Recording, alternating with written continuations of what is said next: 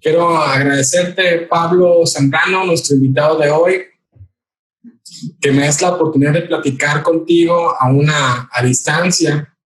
Y aunque no tenemos la suerte de haber conversado anteriormente, salud, que nos demos la oportunidad de platicar, de entablar esta amistad y compartir de cosas importantes que a otras personas les pueden ser de utilidad. Brevemente, si nos puedes contar de ti, eres un economista reconocido no solamente en tu país, pero recientemente en otras partes de América Latina. Bueno, muy buenas noches y muchas gracias por la atención prestada. Yo soy ecuatoriano, economista.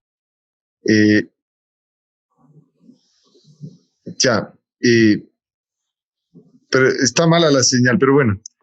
No sé si me estás escuchando. ¿Sí me escuchas, Rodrigo? Sí, te escucho muy bien, Pablo. Es una cuestión de nuestras compañías. Ya, perfecto. Bueno, entonces, yo soy economista, liberal clásico, ecuatoriano, autor de algunos libros de economía y justamente gracias, Rodrigo, por la deferencia de haber adquirido mis obras. Espero que les hayan gustado por allá por México. Acá en Ecuador sí, digamos, tiene su acogida. Y sobre todo son libros que básicamente no te hablan la visión tradicional, que es solo el keynesianismo, solo el marxismo, sino también hablamos de la escuela austriaca, del monetarismo, otras vertientes que son más modernas, digamos, dentro del pensamiento económico, ¿no es cierto? Porque, como tú ves, todos los países que han aplicado socialismo les ha ido muy mal, por lo tanto, creo que en nuestra región, en Latinoamérica, debemos propender ya hacia una mayor libertad económica. Entonces, ese es mi objetivo siempre. A través de redes sociales hago bastante activismo, básicamente tratando de que la gente común, digamos, logre comprender conceptos económicos de una manera didáctica, digamos, y eso también trato de plasmar en los libros, es decir, no ponernos muy técnicos y muy sofisticados para que el común de los mortales logre comprender economía, que no es difícil ni mucho menos, pero lamentablemente los intereses políticos, digamos, han hecho que le conviertan a la economía en una ciencia oculta prácticamente, donde se utiliza muchas matemáticas, mucho cálculo, en fin, y tú ves que realmente lo que funciona es precisamente lo más sencillo, es decir, hablar desde la teoría económica liberal, que es entendible totalmente cuando se explica bien, digamos. Y creo que en ese aspecto, modestia aparte, sí tengo cierta facilidad para hacerme entender, y creo que eso es algo fundamental para que la gente logre comprender que al margen de la ideología inclusive de algún gobierno se pueda propender hacia más libertad económica. Un ejemplo que siempre me gusta poner a mí es el caso de Chile. Sí. Después de la dictadura de Pinochet, cuando Milton Friedman y los Chicago Boys hicieron todas las reformas liberales en Chile, llegó Ricardo Lagos, que fue un socialista pragmático, digamos, que puso en práctica todo el liberalismo desde un punto de vista de la economía social de mercado, que le gustaba llamar a él también, bautizándola como alguna vez Ludwig Erhard en Alemania denominó a su modelo. En ese sentido, más bien luego Chile se volcó hacia un socialismo que no es el más adecuado, el último con la señora Bachelet, en fin, pero al principio Ricardo Lagos sí fue un socialista pragmático. Por eso digo, más allá de las ideologías, creo que es preciso que rescatemos la ciencia económica, ¿no? Y en ese aspecto también te agradezco, Rodrigo, porque veo que tú también vas por la misma línea y me complace mucho por ese motivo poder compartir algunos momentos y unos minutos contigo y tu audiencia. Yo feliz de platicar contigo y con gente como tú que he tenido la fortuna de que incluso por simples conocidos, la referencia de que tú tienes que hablar con él, que tienes que platicar con él, tienes que buscar a Pablo, busca sus libros. y toda, digamos, apertura. A mí me encantaría que se pudieran lanzar ediciones mexicanas o que pudiéramos contar con tus ediciones disponibles en México para que puedan ser adoptados en más aulas, en más sitios de clase. Sí, muchas gracias, Rodrigo. Efectivamente, te agradezco, sí, yo encantado de la vida. Precisamente te comento, La Economía en Resumen ya se va a lanzar a través de Unión Editorial de Colombia, que Colombia es un país vecino de Ecuador, tú sabes, y nos llevamos muy bien con los colombianos. En ese sentido me han contactado y ya La Economía en Resumen ya próximamente va a salir bajo el sello de Unión Editorial y ahí se va a distribuir, digamos, a nivel de Latinoamérica de una mejor manera. Pero de todas formas, como te digo, a mí me gustaría empezar con ese libro también, si podemos hacerlo en México, encantado. Y el de macroeconomía también me parece que es un libro bastante adecuado para que la gente se introduzca, digamos, en el campo económico, porque eso es lo que son mis libros introductorios a la ciencia económica. Tienen también algún nivel de complejidad, digamos, un nivel intermedio, pero no son, creo yo, algo esotérico ni muy complejo, ¿no? O sea, me parece, no sé cuál es tu opinión, qué han dicho los estudiantes que han leído los libros. Sí me gustaría saber el criterio de la gente de México, ¿no? Bueno, no te puedo prometer que los hayan leído, pero he hecho mi esfuerzo para hacer que los lean. Yo estoy muy contento. Sí he visto los resultados porque son, por ejemplo, el semestre pasado, en enero, sabes que tuvimos la oportunidad de que utilicé por primera vez La Economía en Resumen para un curso introductorio, completamente introductorio de licenciatura en Economía. Y es bastante...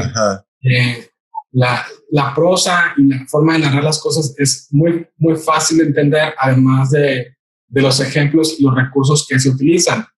Y he tenido un gusto adicional de utilizar tus libros porque utilizan ejemplos y utilizan referencias de países latinoamericanos. A diferencia de los libros que usamos toda la vida, por lo menos en México, o son Estados Unidos, vamos a decir un 80-90%, y la restante minoría puede ser un libro de texto o de España o de México. Claro. Un solo ejemplo, el ejemplo del sistema monetario y la dolarización. Nosotros no conocemos, los mexicanos, una dolarización como si la conocen ustedes. Entonces, puedo poner en contexto y sensibilizar a las personas a que son temas del mundo real y que afectan la vida de millones de personas de carne y hueso. Yo estoy feliz. Así es. Y me gustaría que estén disponibles a la venta para poder recomendarlos y que más gente los pueda adoptar. Claro, Rodrigo, encantado. Yo te digo, sí, con mucho gusto. Ya nos hemos de poner de acuerdo. Tú tienes mis teléfonos, en fin. Por supuesto, dale con ese tema, porque me gustaría el de macroeconomía y La Economía en Resumen para empezar. El de micro lo estoy trabajando, o sea, ya lo estoy terminando, digamos. Microeconomía y economía política se va a llamar, Tratado de Microeconomía y Economía Política. También es un libro interesante de lo que le he dado a expertos para que lo revisen también. Siempre me gusta contar con opiniones de gente especializada, digamos, de acá. Por ejemplo, de la Universidad de San Francisco tengo amigos muy brillantes de ahí y ellos también les agrada el material que yo tengo para la difusión, digamos, de la economía y del liberalismo, porque en definitiva, como siempre digo, los liberales somos los que fundamos la ciencia económica. O sea, es tan sencillo como eso. No sé por qué hay tanta animadversión de la gente cuando escucha la palabra liberal, ¿no? Enseguida te ponen neoliberal y no sé qué. Y evidentemente eso eso juega en nuestra contra, ¿no? Por eso es importante desmarcarnos de ese tipo de términos. Yo siempre me desmarco, digo, no, yo no soy neoliberal, yo soy liberal, que creo que es muy diferente, y definitivamente de esa forma la gente va a tener más aceptación para las ideas liberales. Entonces sí, justamente como tú bien dices, los libros míos tienen esa particularidad de estar adaptados a la realidad ecuatoriana en primer lugar, porque yo soy ecuatoriano y por eso te hablo de la dolarización y de todo eso, pero evidentemente al estar en el contexto latinoamericano de países que tenemos problemas similares, ideologías similares, políticos similares, corrupción similar, en fin, todos esos problemas del día a día, evidentemente no es lo mismo que tener un libro de la McGraw-Hill, por decirte, o de la editorial Pearson, o del famosísimo Gregory Mankiw, que es buenísimo en los libros de economía que tiene él, son buenísimos esos libros, pero como ejemplos, como tú bien dices, para otras realidades. En ese sentido, creo que la diferenciación que le he tratado de imprimir es interesante y te agradezco sus comentarios porque así mismo me lo han dicho acá en el Ecuador. Y sí, justamente por eso te decía, ya hay interés en Colombia, en Perú, y yo tengo amigos a través del Facebook de toda Hispanoamérica, digamos, a mí me siguen mucho y yo se los agradezco porque definitivamente lo que más quiero es aportar precisamente a la generación de ideas, al debate constructivo, ¿no es cierto? Porque lamentablemente con los socialistas así muy fanatizados no hay cómo debatir, lo que hay como hacer ahí es pelear nada más. Entonces, sí, hay gente que es realmente...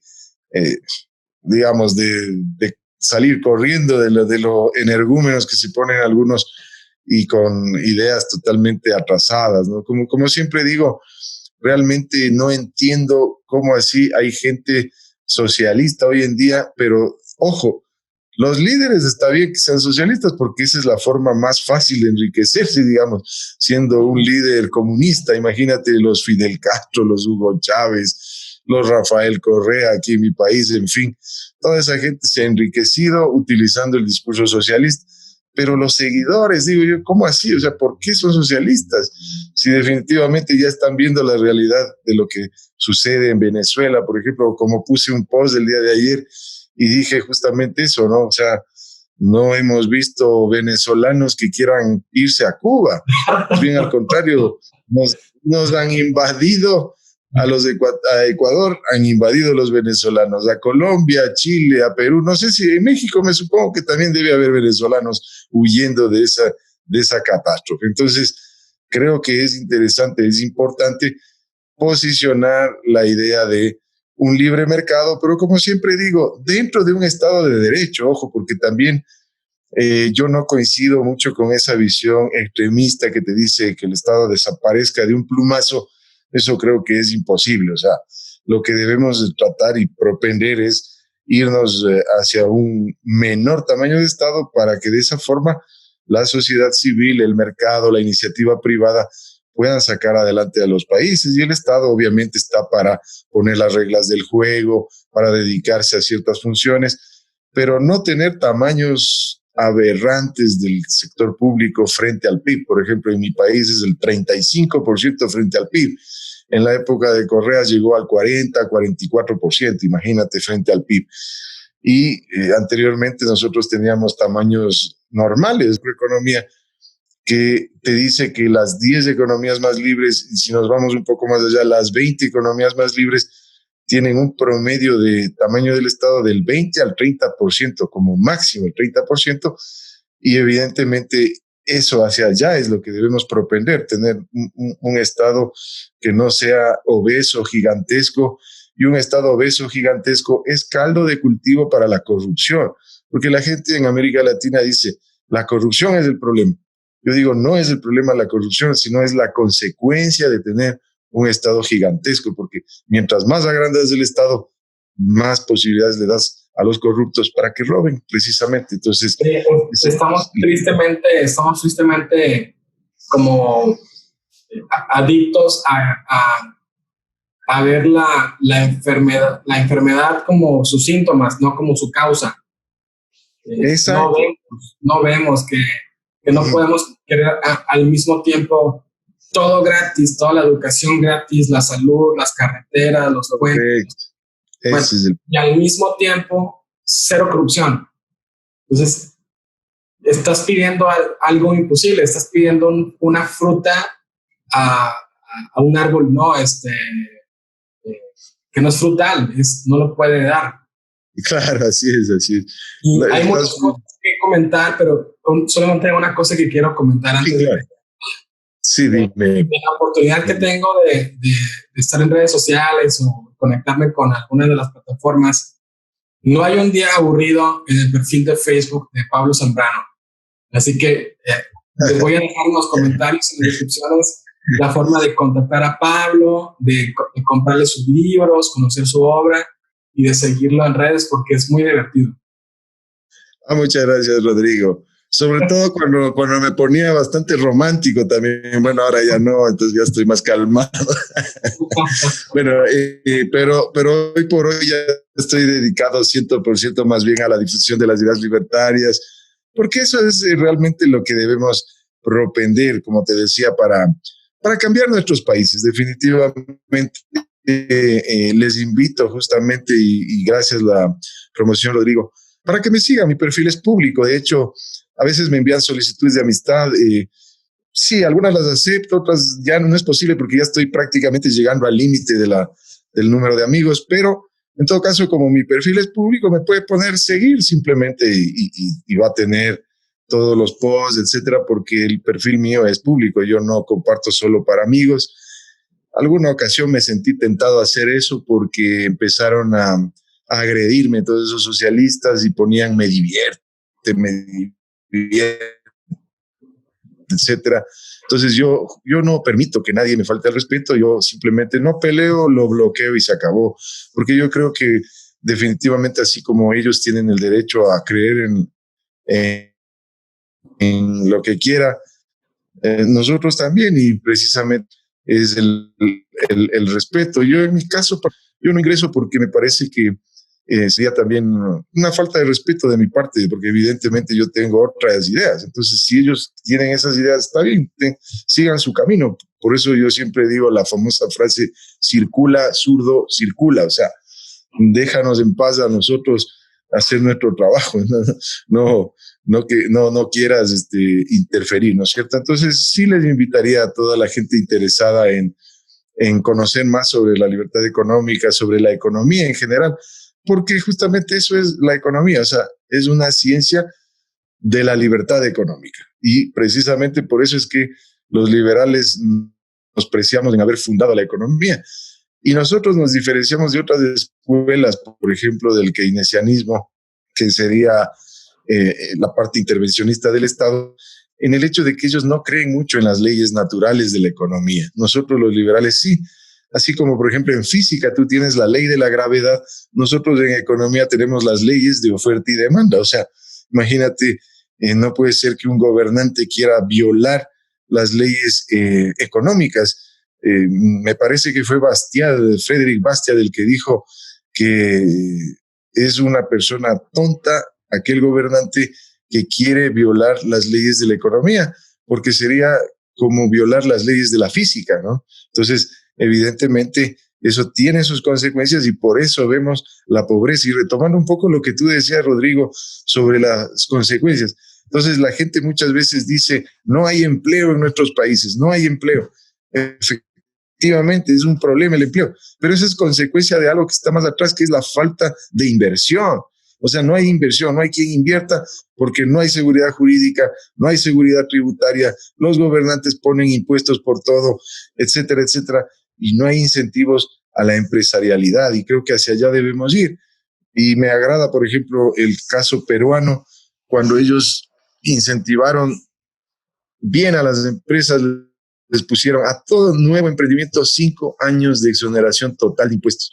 Algo así debemos hacer, igual en nuestros países, y en eso estoy luchando también acá en Ecuador, que ojalá algún momento se lo haga, y creo que en México, en todos los países, debemos ir hacia incentivos a la empresa privada. Eso me parece que es fundamental conseguir, digamos, desde nuestra óptica económica. Te escucho y explotan dentro de mí muchas ideas o recuerdos de esas mismas cosas que algunos vemos y incluso nos duele, que cuando más entiendes de economía, cuando más entiendes de función pública, cuando entiendes de procesos sensitivos y comienzas a diagnosticar mejor las enfermedades, problemas. En mi caso puede ser como un poco doloroso en ver que nadie quiere escuchar o que no quieren tomar las acciones correctas para remediar el problema. El ejemplo que das del Perú, bueno, es muy claro. ¿Qué ha pasado con el crecimiento económico de México en los últimos 20 años? ¿Sí? Años después de implementado del Tratado de Libre Comercio de América del Norte, y las tasas de crecimiento de Chile y de Perú, que son más que el doble que las mexicanas, y que han podido comenzar en ese proceso de lento y largo desarrollo, pero sacando problemas de la pobreza año con año, evitando más dolor y más sufrimiento. Habría mil cosas que decir y comentar, pero por ejemplo, yo quisiera compartir que fue este mismo año, hace unos pocos meses, que descubrí es un ensayo que le fue encargado y escribió sobre México Ludwig von Mises. Es un capítulo de un libro, un ensayo que se llama Los problemas económicos de México, del año 44, si bien recuerdo, año 42. El año 42 fue cuando vino a México, año 44 es cuando escribe este ensayo. Y desde el año 44, Mises ya decía, el problema de México es la mentalidad anticapitalista. Y no nos hemos podido deshacer de ella. Seguimos persiguiendo al empresario como un culpable o como un villano. Y lo mismo veo que pasa en diferentes partes de América Latina. No sé qué opinas, Pablo. Así es.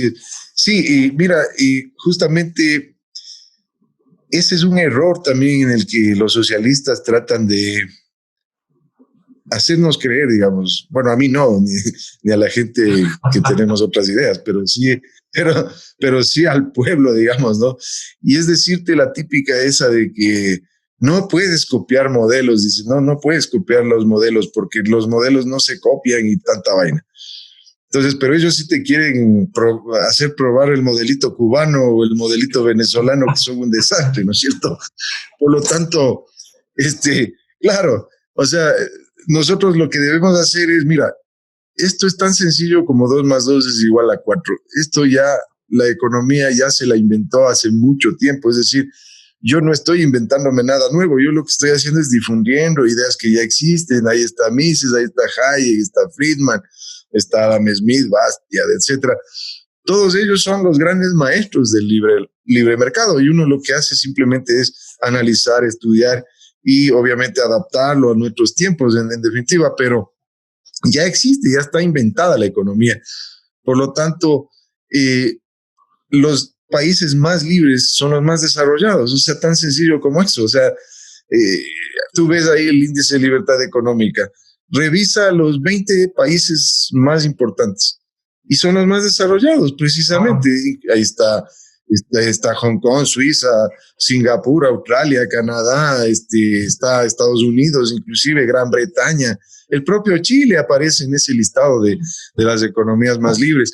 Por lo tanto, es tan simple como eso, y por eso es que yo me sorprendo cuando la gente dice el neoliberalismo domina al mundo. O sea, realmente es algo absurdo decirte eso. Lo que domina al mundo es el keynesianismo. De hecho, dentro de los análisis que yo he realizado, vemos justamente del índice de libertad económica, si tú tomas las 20 economías más libres versus las otras 20 más atrasadas, ¿no es cierto? Tienes 40 países. De los 200 en general, eso te da el 10% de libre mercado, el 10% de socialismo puro y duro, y ahí está Cuba, Venezuela, Zimbabue, etcétera, y Corea del Norte, en fin, todos esos países recontra atrasados. Y por otro lado tienes un 80% de economía mixta, que viene a ser la economía keynesiana, donde tú tienes una parte socialismo, otra parte capitalismo, etcétera. Y justamente eso es el error que hemos caído los latinoamericanos. Y para un poco retomar algo que tú decías y me pareció interesante, que a los políticos no les interesa mucho nuestras ideas, porque precisamente se les acaba el discurso, se les acaba la teta de seguir amamantados de un Estado obeso, en fin, de los negociados. Por eso es que más bien nosotros, nuestro discurso debe ir dirigido hacia la gente normal, digamos, la que no está tan inmiscuida en la política, sino que es la que vota en definitiva, ¿no? Y sí deberíamos también tratar de discutir sobre, por ejemplo, la obligatoriedad del voto, etcétera, porque, por ejemplo, hay mucha gente que va a votar y sin ningún tipo de conciencia por quién está votando, en definitiva, o votan porque les regalaron algún producto de consumo, en fin. Entonces, tipo de cosas que son expertos los populistas y los socialistas, en definitiva, es precisamente lo que debemos tratar de cambiar, ¿no es cierto? Y yo también andaba empeñado en algún momento, estuve revisando eso, sobre el tema del voto. O sea, mira tú que, por ejemplo, en los conjuntos residenciales, no sé si, yo creo que en México y debe ser igual en América Latina también, o sea, si tú no estás al día en las cuotas del condominio, no votas simplemente. Yo no sé por qué acá en América Latina no hacemos algo parecido, por ejemplo, solo deberíamos votar quienes contribuimos al Estado, porque a nosotros nos duele que el Estado gaste mal el dinero de los contribuyentes. Entonces, imagínate eso, por ejemplo, sería una reforma interesante de poderla plantear algún momento, ¿no es cierto? Pero para eso justamente sí se necesita, digo, concientizar a la gente. Y luego también pienso que los liberales debemos inmiscuirnos en la política. En mi caso particular, yo algún momento sí aspiro, y te lo digo muy en serio, ser político, pero sí un político de verdad, pues, o sea, no ese politiquero ahí que lo único que intenta es robar la plata y vivir, digamos, del sueldo del Estado. Eso me parece pésimo, pero sí ser político para tratar de trascender y dar otro tipo de leyes y que fomenten precisamente la inversión, la empresarialidad, el desarrollo en definitiva, porque si seguimos con los politiqueros que tenemos actualmente en nuestra región, lamentablemente no llegaremos hacia ningún lado. Creo que es importante que haya, creo, esa unión entre la parte política y también la parte académica. Creo que se lo puede hacer algún momento y bueno, algún momento, quién sabe, sí me han invitado de algunos movimientos, en fin, y bueno, podría estar asesorándoles en definitiva, porque yo mi discurso no lo cambio, o sea, no es que a mí, porque ya estoy en algún partido o lo que sea, me vas a escuchar hablando diferente, no, yo tengo que seguir con mis ideas y claro, a lo mejor habrá gente que haga caso, otra no, pero sí por lo menos instalar las ideas liberales en el debate. Creo que hacia allá debemos tratar de propender los liberales. Creo que tenemos una oportunidad o varias oportunidades de comenzar a platicar los temas difíciles y hacer las propuestas que son las propuestas razonables y adultas de sentido común, que aunque en un principio no podrían ser populares, podrían ser convertidas y podrían ser aceptadas como una idea nueva. Naturalmente va a provocar una reacción o algún tipo de contrariedad. Pero, por ejemplo, si comenzamos a explicar y rebatir mitos y falacias, por ejemplo, la gente que dice de los paraísos escandinavos, Suecia, Noruega, etcétera, sí, bueno, sí. Cuando tú les dices que una persona que recibe un subsidio del Estado no puede votar hasta que vuelva a trabajar, exacto, mira, eso ya no les gusta. Cuando dicen, bueno, es que deberíamos ser más como Noruega. Pero Noruega no tiene leyes de salario mínimo. Entonces, quitamos el salario mínimo en México para comenzar a ser más parecidos a Noruega. No, esto no. Entonces la gente habla por una una historia, un cuento falaz, no porque sea la realidad del otro país o del modelo utópico que se pinta, ¿no? Sí, sí, sí. Y justamente yo sé que en tus libros hablas de salario mínimo bastante, hablas muchísimo de inflación, de las regulaciones, y por ejemplo, una de las cosas que estaba estudiando recientemente es que, aunque no soy objetivista, he estado estudiando un poco de objetivismo de Ayn Rand recientemente. He estado platicando y trabajando con la Sociedad Atlas de Estados Unidos. Muy bueno. Decía Rand, la forma en que están escritas las leyes y que las leyes reflejen principios en lugar de ser muy meticulosas o muy específicas que regulan todo. Hay leyes que pueden ser funcionales y benéficas y hay leyes que son como tan microgerenciales que te impiden actuar y que te impiden pensar y tomar decisiones. Y es el tipo de leyes nocivas que tenemos en México, por ejemplo. Claro, y claro. En un Noruega, en un Dinamarca, tú tienes leyes muy cortas, leyes muy simples, que son más bien como principios de algo, no una norma muy específica al punto de la letra. Claro, claro. Pero eso no platicamos en las escuelas y eso no se nos dice en la prensa. Es el tipo de cosas que tenemos que decir nosotros que sí hemos estudiado de esto. Así es, efectivamente. Y algo importante, aparte de Ayn Rand, también Friedrich Hayek también te decía eso, ¿no? Las leyes son precisamente, no confundir la legislación, decía Hayek, con las leyes.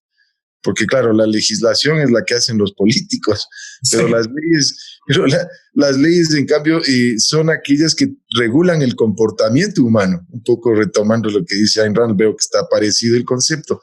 Claro, es decir, eso, leyes de carácter general, no irse hacia la especificidad. Y más allá de eso, porque acá lo que hacemos es solo jurisprudencia, eso se quejaba también Hayek de los Estados Unidos, imagínate, si de Estados Unidos se quejaba Hayek, imagínate cómo se hubiera quejado de nuestros países latinoamericanos. Entonces, justamente ese es el punto, cambiar un poco esa mentalidad que tenemos empobrecedora en nuestros países, y por eso es importante la educación. Yo justamente doy clases en una universidad pública y fui separado de ahí precisamente por mis ideas y por haber comercializado el libro, imagínate, solo por eso destituido de la universidad. Pero obviamente yo estoy apelando ante las instancias jurídicas correspondientes y pienso que el derecho, la razón natural me va a restituir nuevamente allá.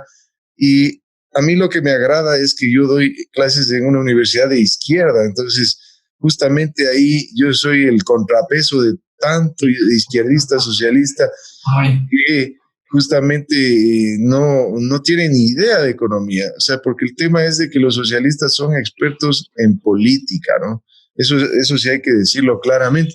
Por eso es que lamentablemente siempre nos gobierna un socialista, porque su especialidad favorita es la política. Y dentro de eso la politiquería, o sea, la parte mala de la política.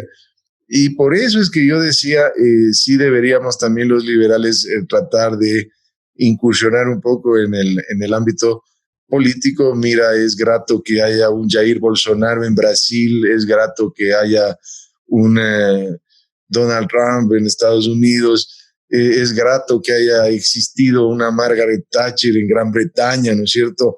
Es grato que haya existido también un Winston Churchill en Gran Bretaña mismo. En fin, o sea, hay ejemplos de políticos. Claro, alguien dirá, no, esos eran conservadores. Sí, eran conservadores en cultura, en política, pero en economía eran liberales. Eso hay que también aclarar, porque cuando se dice liberales hay que saber distinguir liberales de izquierda o liberales, más que llamarlos de derecha, liberales económicos, como seríamos nosotros, y justamente los que te nombré, ¿no? Porque claro, Churchill, Margaret Thatcher eran conservadores como políticos.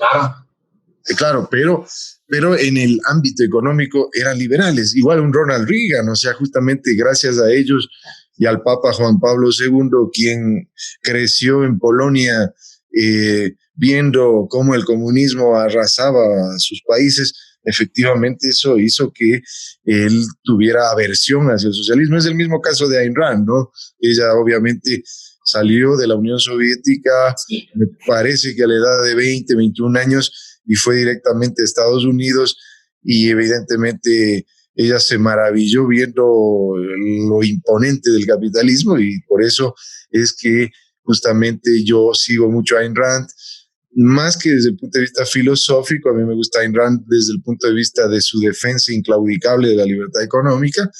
Sí, porque hay gente que a veces critica mucho a Rand, que decía esto, que su filosofía no vale, en fin. A mí sinceramente no me interesa mucho la parte filosófica de Ayn Rand, no es mi fuerte además, pero sí creo que Ayn Rand sabía más de economía que muchos de nuestros socialistas. Eso siempre lo he dicho en clases, lo he repetido 1,000,000 veces. O sea, Ayn Rand sabía más de economía que ellos, porque ella estudió precisamente de la mano de dos maestros, de Henry Hazlitt y de Ludwig von Mises. Por lo tanto, Ayn Rand era muy solvente en el campo económico. Imagínate tener semejantes maestros, ¿no? Y evidentemente eso creo que es lo que está haciendo falta en nuestros países, meternos un poquito más los liberales, mojarnos la camiseta.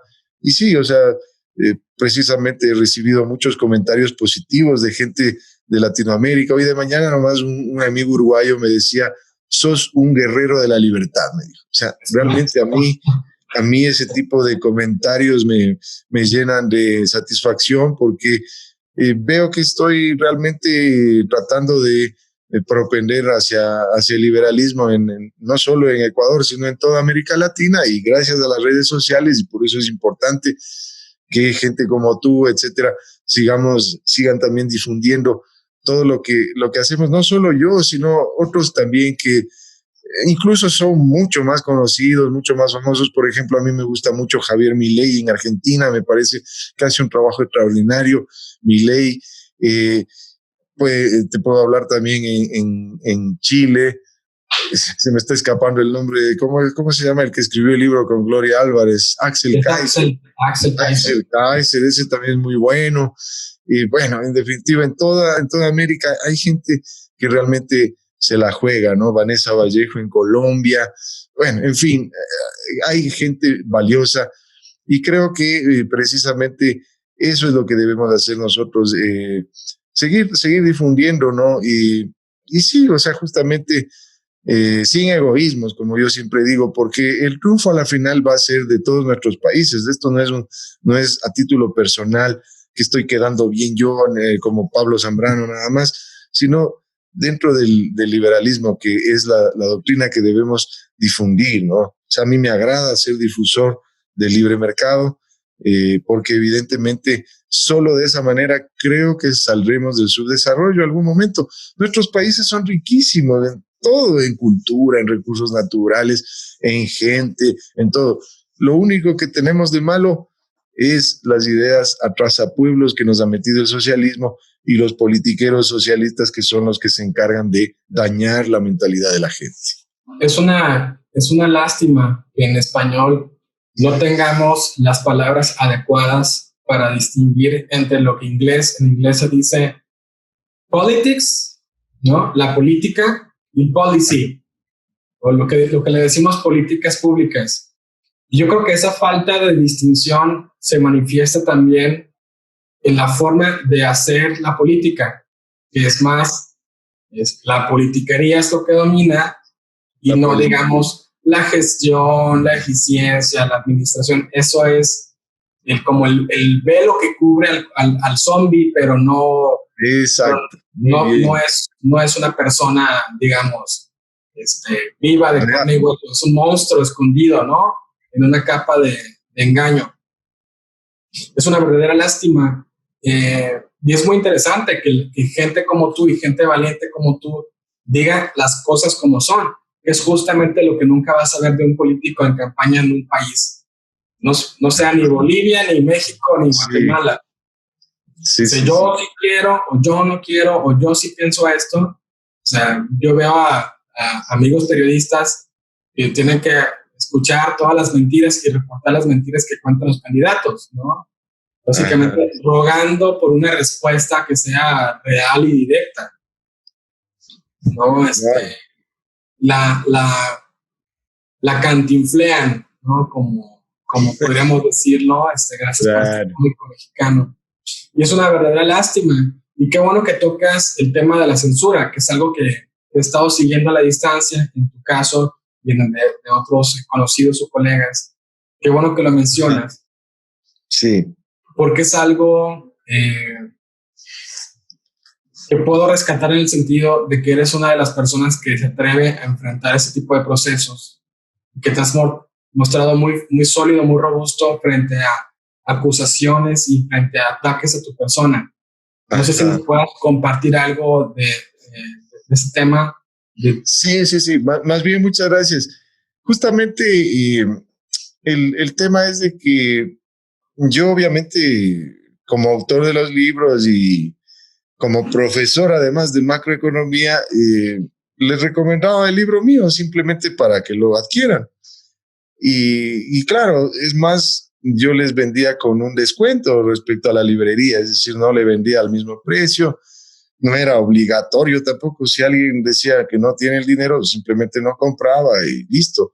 Es más, les hacía hasta en 2 pagos, etcétera, ¿no? Por decirte, el libro de macroeconomía tiene un precio de $40, el libro físico. Yo le decía 2 pagos de $20 y listo, o sea, y tenía el libro y tal, ¿no? Pero por ahí un grupillo de 3 desubicados me han ido a denunciar diciendo de que les he obligado y que no sé qué. Y lo más risible, porque eso ya es el colmo de risible, es que de esos 3 estudiantes solo 2 presentan los comprobantes de que en realidad habían depositado en mi cuenta, porque había que hacer el depósito a mi cuenta, como es normal eso.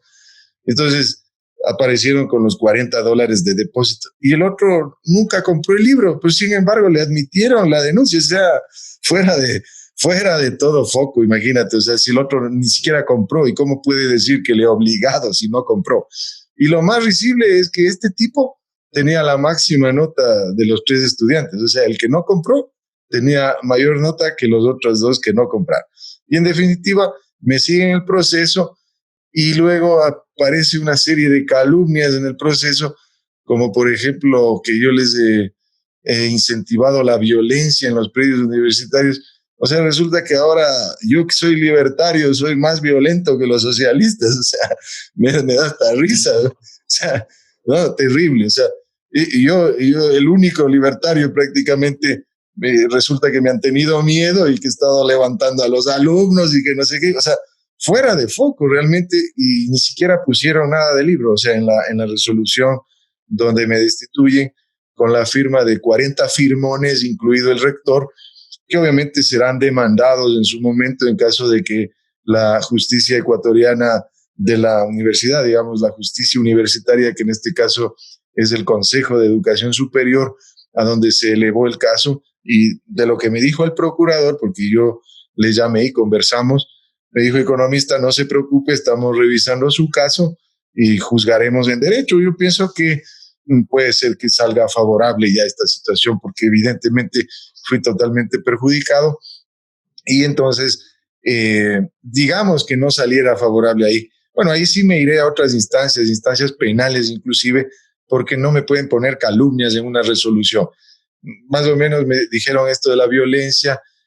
Que he recibido coimas. O sea, imagínate lo que llaman en México la mordida. O sea, dicen que he recibido mordidas de los estudiantes para hacerles pasar el año. No pueden confundir vender un libro con una mordida. Es algo absurdo, o sea, no tiene lógica.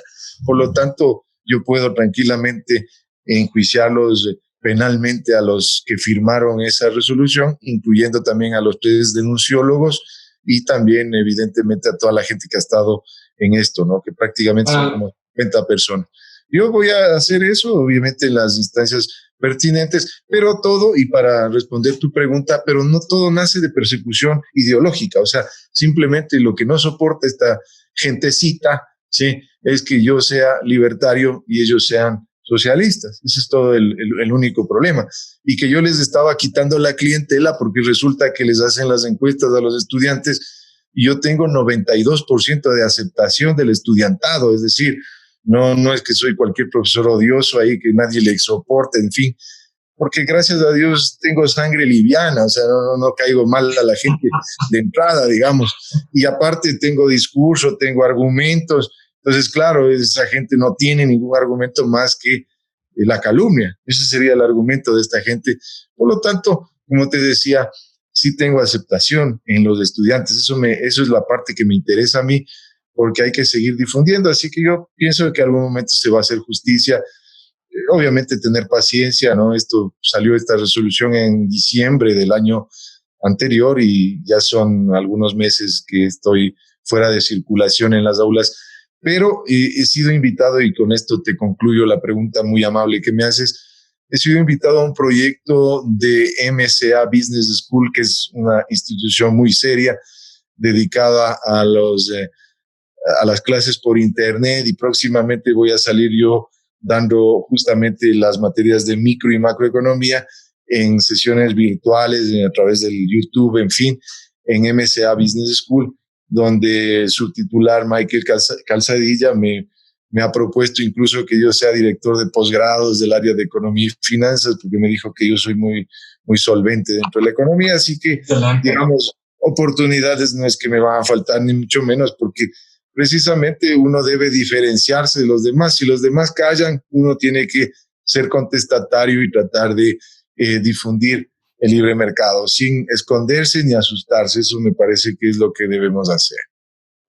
Yo quiero platicarle a alguna persona que no esté familiarizada con el mundo editorial y en particular con el mundo editorial académico, que es práctica común, es un proceso estándar que tú quieres, incluso la gente que estudia busca que si tienen la oportunidad llevar la clase con la persona que escribió el libro de texto. Por supuesto. Y que es una práctica común, que es una cuestión ya, digamos, de la industria editorial y de la investigación, que los autores reciben copias y los autores también hacen giras y presentaciones y venden sus libros. Claro. O sea, tú mencionaste a uno de 10,000, pero mencionaste a Mankiw. Bueno, Mankiw escribe su libro justamente para que se use en sus clases y para que se compre. Y es parte de la currícula obligatoria de no sé cuántas cientos de clases de economía, y es el que se usa porque alguien se tomó la molestia y el trabajo de producirlo y de presentarlo para que sea de uso y de aprendizaje de los mismos estudiantes. Un novelista también recibe X copias para repartir entre amigos y familiares, pero también porque él tiene un porcentaje de la impresión que va a vender directamente para beneficios. Obvio. O para vender directamente desde su página web, o en su conferencia en el teatro, o en la gira de firma de autógrafos en la librería. Claro. Es algo completamente absurdo y es un agravio también contra los alumnos de que puedan encontrar mejores libros y mejores profesores y llevar la clase con ese autor de ese libro de texto. Evidentemente, o sea, justamente los estudiantes por eso es que dijeron que les había levantado, o sea, resulta que fueron a protestar los estudiantes en el decanato, en todo lado, y obviamente les dijeron que yo soy un excelente profesor, o sea, porque acá el punto es que no es que solamente escribo bien, sino dicto bien las clases, modestia aparte, evidentemente, no es que me quiera sobrar, ni mucho menos, pero esa es la verdad, o sea, yo doy bien mis clases, y eso es lo que la gente, como te decía, los evalúan a los estudiantes, porque, digamos, la organización de la Universidad Central no es mala, ojo, tampoco es que yo voy a despotricar solamente porque pasó esto, que es un tema puntual de X, Y, Z personas, no es un tema de la institución Universidad Central como tal. Mi mayor respeto para mucha de la gente que da clases ahí o que son autoridades, son gente decente, no es así el tema que todos sean, además todos sean socialistas, no es cierto eso. De hecho, hay amigos liberales también, sino que el problema de los liberales es que no todos se atreven precisamente a salir del closet, digamos, ese es el punto. Entonces, ahí tuve el respaldo de estos estudiantes y te decía, hacen encuestas al finalizar los semestres, ¿no? Les dicen qué les pareció el profesor, pero imagínate, cuando yo ya no estoy ahí, pues, o sea, no es que yo les tengo que poner un revólver para que digan, no serán malitos, dirán que soy bueno, o toma este revólver, si no te pego un tiro, si no dices las cosas bien. Entonces resulta que les hacen las encuestas y el 92% de estudiantes en promedio durante 10 años, porque estoy desde el 2010, ¿sí? Antes yo daba, pero a contrato, ahí mismo en la Universidad Central daba contrato, no tenía, digamos, la planta principal como soy ahora. Y en ese momento, 10 años, en los 10 años, siempre el promedio está entre el 90 y 91%, 92%. O sea, es altísimo si tú te pones a analizar que estoy dando clases en una universidad de izquierda. O sea, justamente logré captar la atención precisamente al diferenciarme con mi discurso, y mucha gente preguntaba en dónde doy clases yo para ir a aprender algo nuevo, algo diferente, no el mismo discurso y el mismo sonsonete de keynesianismo, marxismo y todas esas cosas que realmente en la práctica, porque la teoría podrá ser hermosa, pero en la práctica no han funcionado, tan sencillo como eso. Pero también me impresiona la ignorancia de muchas escuelas latinoamericanas que no se dan cuenta que los buenos profesores son los que atraen alumnos, que hay gente que decide inscribirse a una escuela, mudarse de ciudad e irse a vivir a otra parte de un país para llevar clases de cierta especialidad con ciertos profesores. Evidentemente así. ¿Cuál es la diferencia? ¿Cuál es la diferencia de una universidad Ivy League de Estados Unidos contra todas las demás? O sea, ¿por qué hay personas que van a preferir ir a Duke o hay personas que van a ir a preferir irse a Boston o a Chicago? Son los profesores y son los programas armados por esos profesores que atraen alumnos y que la gente hace esfuerzo por entrar a ese programa, por ser seleccionado a ese programa. Sí, lamentablemente la envidia también, ¿no? Incluso esa decana de la Facultad de Economía, lamentablemente la señora no ha escrito. Yo le dije a ella, le mandé un mensaje a su celular, porque yo soy bien peleón, tú creo que sí me ubicas que soy peleón.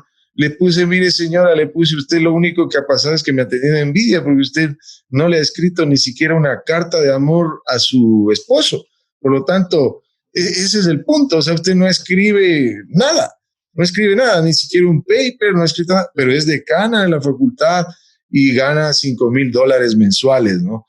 Y se permite la señora levantar a todo el consejo universitario, que son los 40 firmones que te decía, y decir que yo no soy un profesor de calidad. O sea, creo que no tanto a la parte académica, creo que se había ido a mi carácter, claro, que yo soy bravo, que soy mal genio, que soy peleón, lo que te decía.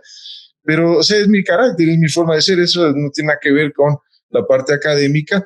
Y efectivamente yo soy bravo, pero cuando la gente evidentemente se pasa de los límites nada más, pues de ahí no tengo por qué molestarme, ni mucho menos. Pero sí, claro, tengo un carácter fuerte, efectivamente. Y ese había sido el detonante. O sea, que el carácter. O sea, no sé qué quería algún sacerdote dando liberalismo en una universidad de izquierda. Creo que no era lo correcto, ¿no? O sea, exacto, o sea, es tan sencillo como eso. No, y mala cuestión, porque se supone que en una academia tú debes propender a que haya diferentes doctrinas y corrientes de pensamiento, pero esto solo pasó con esta decana, ojo. El anterior decano, y ojo, ahí sí quiero relevar, más bien el anterior decano, yo tuve problemas personales con él, pero a pesar de los problemas personales, ni siquiera lo saludaba, imagínate, al decano anterior, al economista, y voy a nombrarlo porque hoy por hoy ya se lleva conmigo.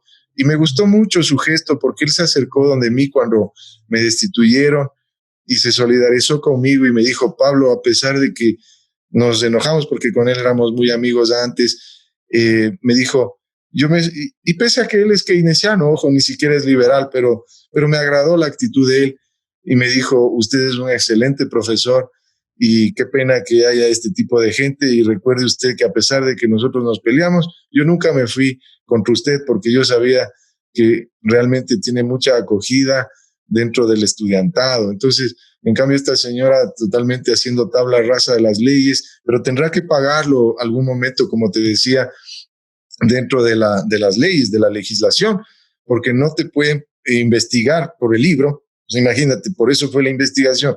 Y en la parte resolutiva no hacen mención al libro. Dicen que he levantado estudiantes, que he recibido coimas. Imagínate, o sea, algo fuera de foco, porque en tal caso que me hubieran puesto lo del libro, aceptable, ¿no? Pero no, nunca pusieron eso, pero me empezaron investigando por ahí. Entonces, mira cómo están las cosas, lamentablemente, en América Latina, pero todavía hay gente realmente rescatable y valiosa que, a pesar de las diferencias que se pueda tener, reconocen tu calidad académica, ¿no? Y dicen, no, realmente esto es injusto porque no tiene pies ni cabeza lo que se hizo actualmente. Pero bueno, confiemos, como te decía, en la justicia, en que algún momento pueda retornar allá, porque a mí sí me agrada, es un desafío para mí expandir libre mercado en una universidad de izquierda. Por eso es que en el prólogo del libro Tratado de Macroeconomía, el gran economista ecuatoriano, porque es doctor incluso en economía, Pablo Lucio Paredes, que es decano de la Universidad de San Francisco, donde lamentablemente por estos temas del COVID, presupuestarios, no es posible que pueda dar clases yo, pero él es mi amigo personal y me dijo, digamos, puso ahí en el libro, Pablo Zambrano Pontón es un economista valiente e inteligente. Valiente porque se la ha jugado en una universidad de izquierda defendiendo las ideas liberales, e inteligente porque trata de hacer sencillo y entendible la economía. Y yo obviamente me siento halagado por esos comentarios. Los tomo con la sencillez del caso, evidentemente, y me compromete más bien para seguir adelante, ¿no? Y no amedrentarme por este tipo de cosas que son gajes del oficio. Hay casos peores, hay gente a la que le agreden, le pegan, sí, etcétera. Y ves, por ejemplo, en mi caso, no, gracias a Dios, eso no ha pasado ventajosamente. Una cosa que yo quiero decir es que hay 100 cosas o hay 1000 cosas que distinguen a la escuela pública y a la escuela privada en países como el tuyo, en países como el mío. Pero hay una cosa, y lo que quiero decir ahora, que es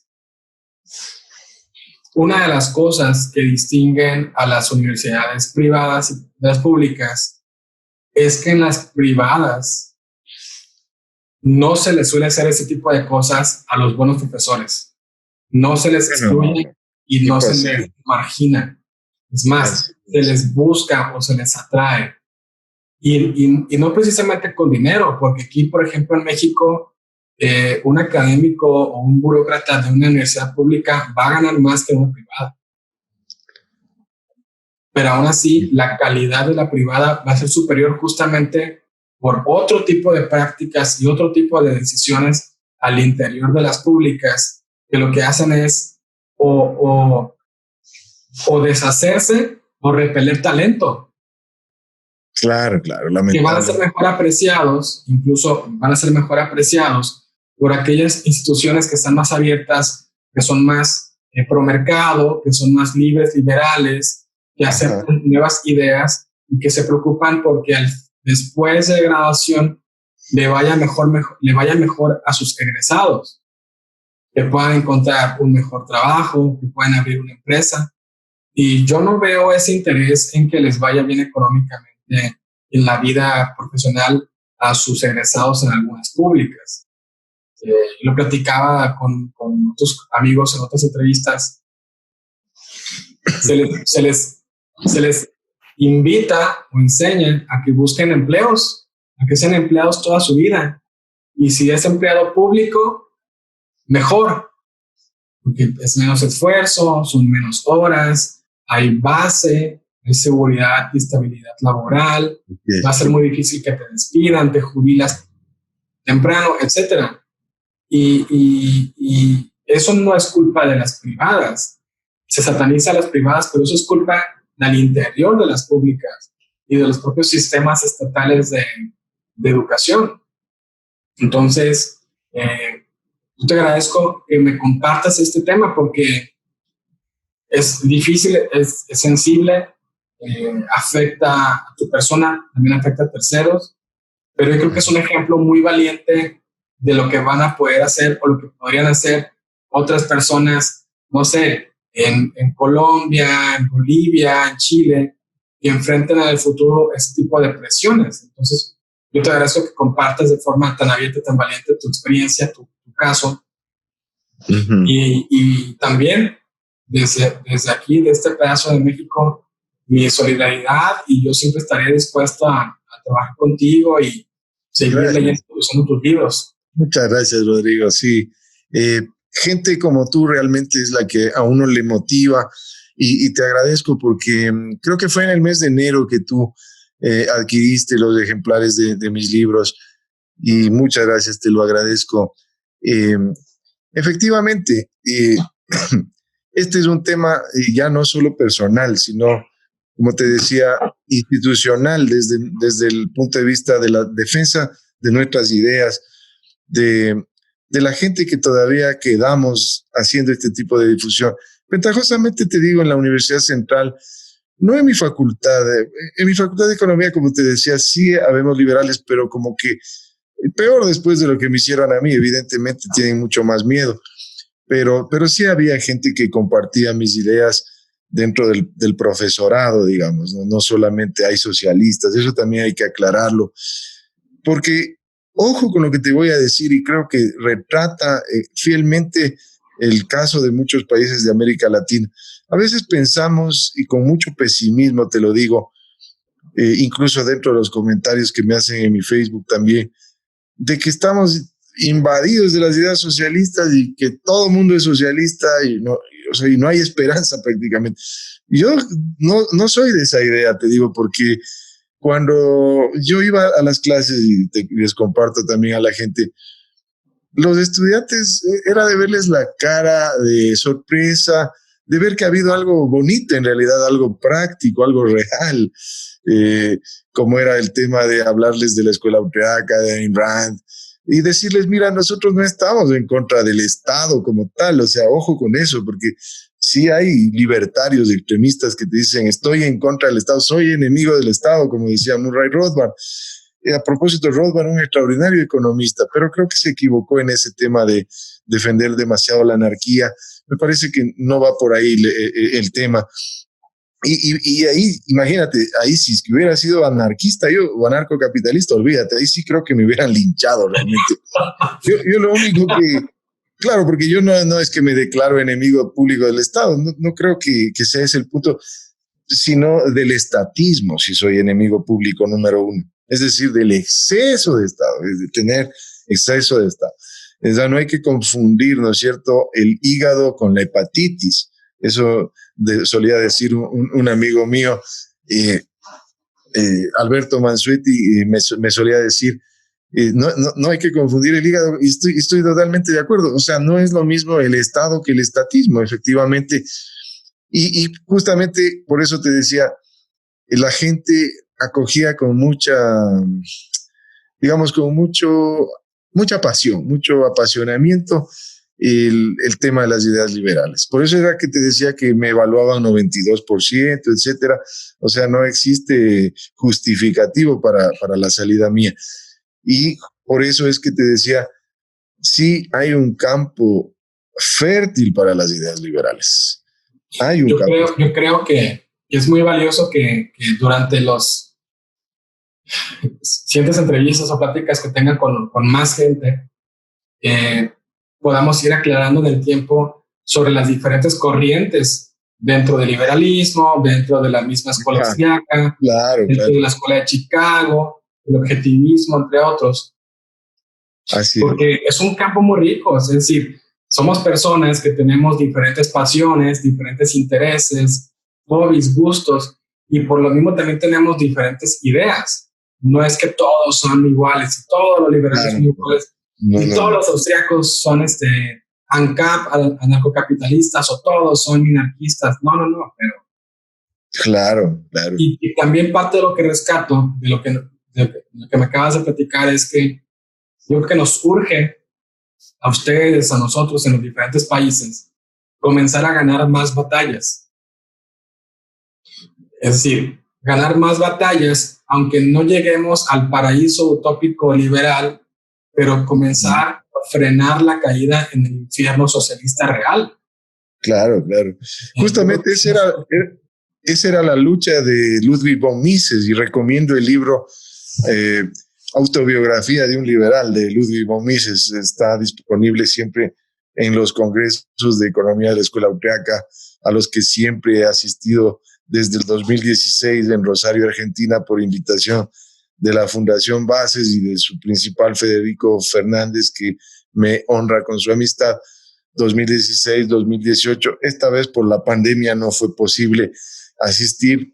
Esperaría que el 2021 se retome ese congreso, y ahí es justamente donde existen este material, estos libros de Mises, de Hayek, etcétera.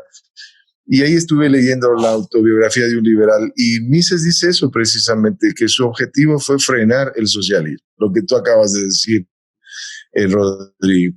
Frenar el avance de la socialdemocracia, decía von Mises, ¿no?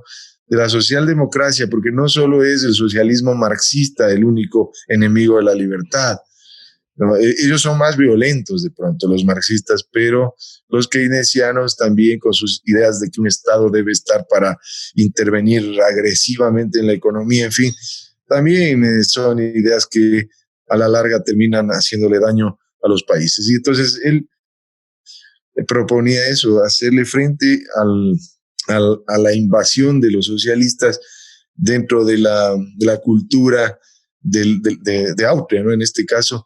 Pero después ya Mises se dio por vencido definitivamente y migró a Estados Unidos, porque ya vio que eso era totalmente utópico seguir peleando ahí.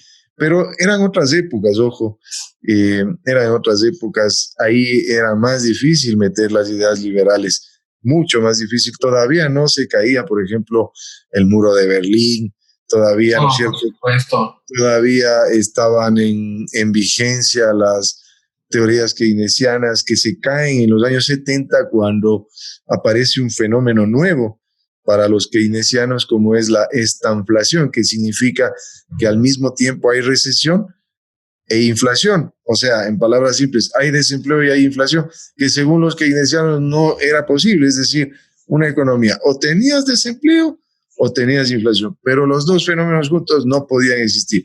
Pero por aplicar año tras año la receta keynesiana en los propios Estados Unidos, terminó por afectar esa economía y la de los países desarrollados. Las ideas keynesianas hicieron agua en los años 70, y ahí es que viene Milton Friedman y hace la contrarrevolución monetarista.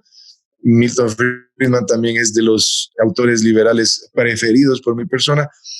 Yo no soy un economista austriaco 100%, por eso es que incluso en la presentación yo digo claramente, soy austriaco, sí, pero también soy liberal clásico, es decir, sigo a Friedman, sigo a todos aquellos que sean liberales, incluso al propio Rothbard. Como te decía, me encanta esa frase de Rothbard: no es un crimen ser un ignorante en economía, que es después de todo una disciplina especializada, pero sí lo es tener una opinión vociferante al respecto, como la que tienen los socialistas, ¿no es cierto?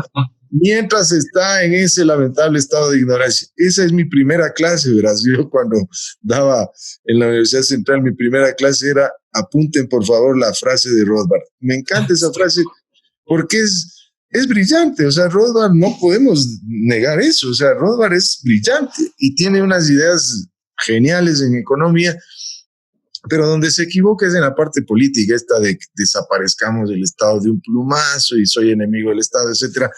Y a mí no me agrada que muchos de los seguidores se quedan solo con eso, pero no van al punto donde él era discípulo de Mises, creyente de la libertad económica. Es decir, eso es lo más importante. O sea, lo más importante es eso. En eso deberíamos unirnos, los áncaros racionales que me estén escuchando ahorita, que los hay, por supuesto. Unámonos ahí, y si algún momento tiene que desaparecer el Estado, que desaparezca. Pero eso va a ser un proceso evolutivo. No puede ser que de golpe y porrazo yo digo, me nombran presidente y digo, desaparezco el Estado. O sea, cómo lo hacemos, ¿no es cierto?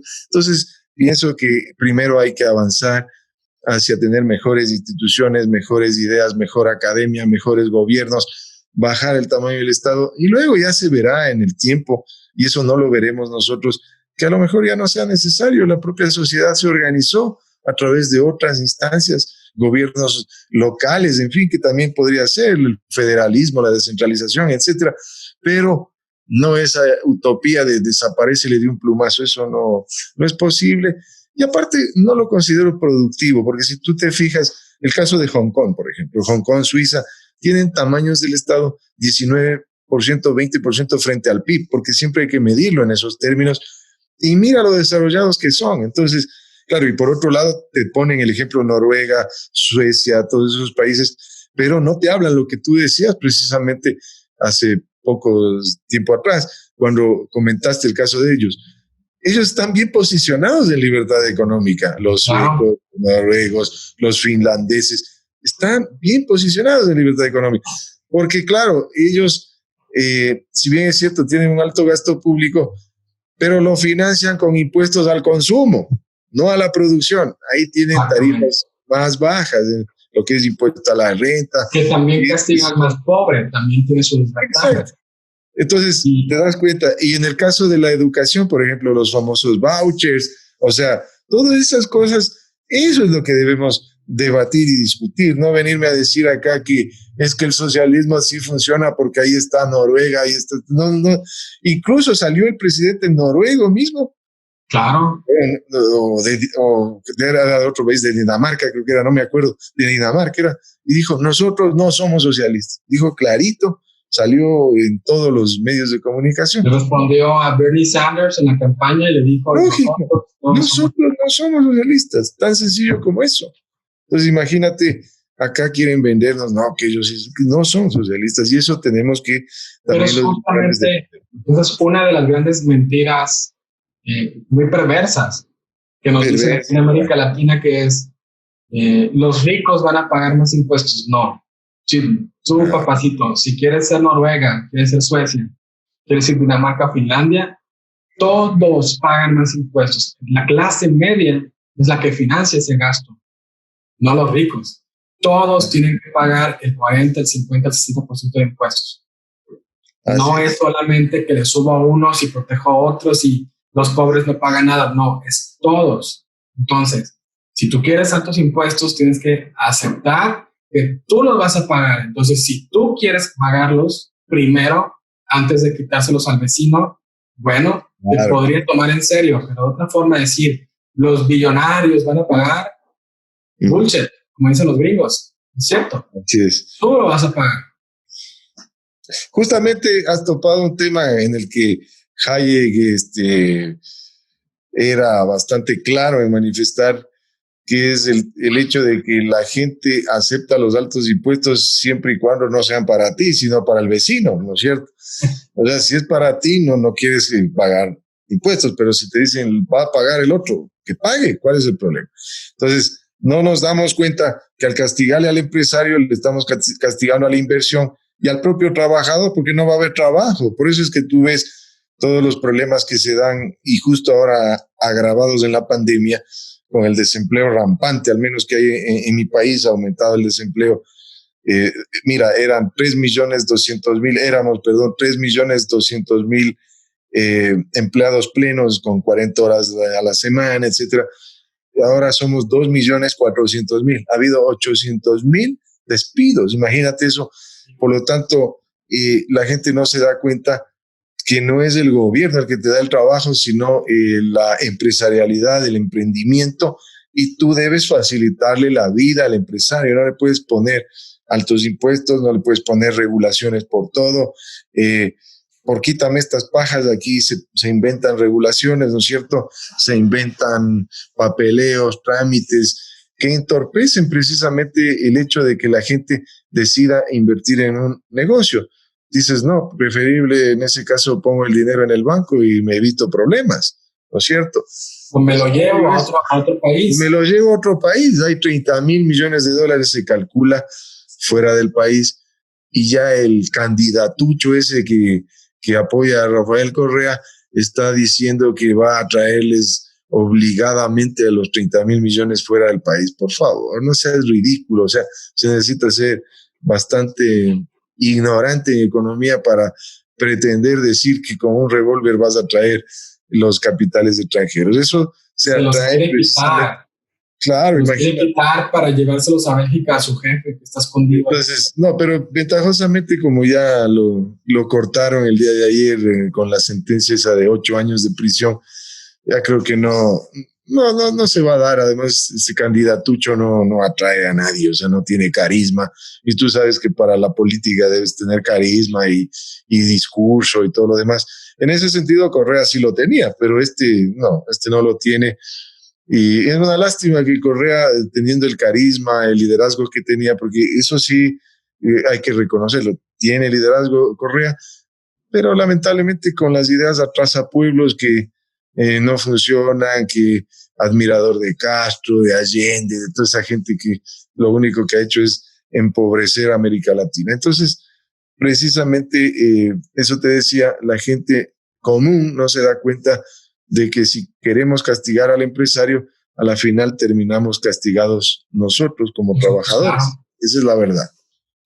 Fíjate, Pablo, antes de despedirnos, quiero pedirte que aceptes mi próxima invitación para la siguiente, que no sea la última vez que platiquemos. Muchas gracias, sí. Y yo quiero rescatar, que no se me olvide, quiero rescatar dentro de nuestra plática que parte de mi intención de invitarte y parte de mi intención de hacer esto público y difundirlo es que encuentro que las historias humanas de nosotros en los diferentes países del continente están entrelazadas, incluso no solamente a nivel económico y político, sino a nivel, digamos, amistades y familiares. Por ejemplo, sí, aquí en Mexicali, este valle desértico cálido, aquí hay venezolanos que tuvieron que huir de su país y no es un lugar muy climáticamente agraciado. Y tengo un primo directo, primo de mi familia, que tuvo que dejar su trabajo y salirse de Ecuador porque el sistema migratorio estaba sobrepasado por la diáspora venezolana que tuvo que buscar refugio en Colombia, en Brasil, en Argentina, en Perú, en Ecuador. Chile, Perú, etc. Y como mexicano dijo, bueno, es que tengo que ir porque me dijeron, no hay capacidad para atender tu trámite migratorio, lo siento. Entonces, de alguna forma u otra, lo que pasa en un punto de las Américas, sí podemos ver los impactos y sí podemos conocer personas de carne y hueso que sufren esas consecuencias. Aquí en mi ciudad, que no es ni un punto turístico, ni una gran capital, es una ciudad de cerca de 1 millón de personas solamente.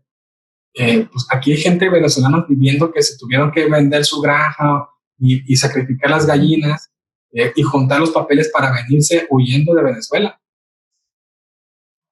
Huyendo de estas ideas empobrecedoras justamente de las que platicas y que esas historias humanas nos unen y que podemos compartir experiencias y conocimiento para beneficiarnos entre cualquier persona de nuestros diferentes países. Sí, por eso es necesario que sigamos difundiendo, ¿no? Y encantado. Nada más que hoy, digamos, estoy en Riobamba, que es mi ciudad natal, con mi familia, y acá tengo una buena conexión, digamos. Entonces, tú me avisas con tiempo para programar otra, por ejemplo, podría ser un fin de semana, un viernes, un sábado, no tengo ningún problema, pero estar acá, porque te digo, en mi casa, más bien en Quito, no tengo una buena conexión, lamentablemente, y mi propia computadora, digamos, no es tan buena como la que tengo ahorita, y sí, eso tú me invitas con tiempo, yo encantado te acepto la invitación y platicamos, encantado, porque a mí me gusta difundir bastante los temas de libre mercado. Ahí podríamos ver un poco las escuelas económicas y seguir, no tengo ningún problema para orientar a la opinión pública. Este programa me supongo que está siendo transmitido, me gustaría que luego me des el enlace para yo también difundirlo en las redes sociales, ¿no? me gustaría. Sí, cuenta con ello. Ya que esté arriba, una vez que esté arriba, se va a compartir y se va a promocionar para que más gente conozca de tu trabajo, gracias, libros, y que tengamos mejores textos para nuestras clases. Sí, muchas gracias. Sí, justamente esa es la idea y te agradezco precisamente por la confianza, porque tú hiciste que los estudiantes adquieran muchas de las obras y cuento con eso para las futuras meses, semestres. Cuento con eso porque realmente me gustaría que más gente conozca el trabajo mío y si tú me puedes ayudar con editoriales mexicanas o lo que sea, encantado. Yo estoy dispuesto justamente a que se difunda más las ideas del libre mercado, porque la diferencia principal de mi libro de texto de macroeconomía con los otros es enfatizar en las ideas liberales, la escuela austriaca, la escuela de Chicago, etcétera, ¿no? Que creo que es el liberalismo clásico mismo de Adam Smith, de Bastiat, etcétera, que eso es importantísimo, de Jean-Baptiste Say, de su famosa ley de Say, que fue pésimamente interpretada por Keynes, en fin. Todo eso sí me gustaría que se difunda para que la gente en todo el continente conozca que hay algo más allá del socialismo, algo más real, más realista, porque lo otro es puro fantasía y puro sueño trasnochado de los politiqueros de siempre. Eso creo yo que es la verdad. Feliz de la vida, de acuerdo contigo, te agradezco de corazón, Pablo, y hacemos eso. Te invito y platicamos con todo. Gracias. Gracias. Chao. Nos vemos. Muy amable.